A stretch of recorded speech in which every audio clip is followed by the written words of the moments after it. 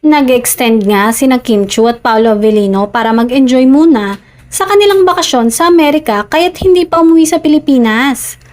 Matapos ang matinding haka-haka mula sa mga tagahanga ng Kim Pao na maaaring magkakasama sina Kim at Paolo ay kumpirmado nga na magkasama silang dalawa.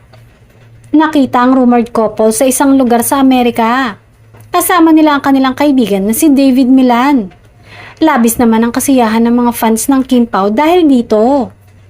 Dahil sa mga bagong update sa kanilang idolo ay patunay umano na may espesyal na namamagitan o relasyon ang dalawa.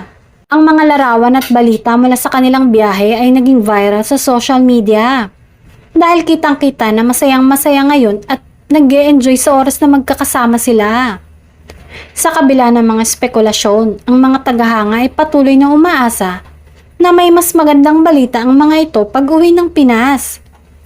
Sa ngayon ay may pagkakataon para maglaan ng oras para sa isa't isa, malayo sa mga pangkaraniwang ginagawa sa kanilang buhay sa Pilipinas.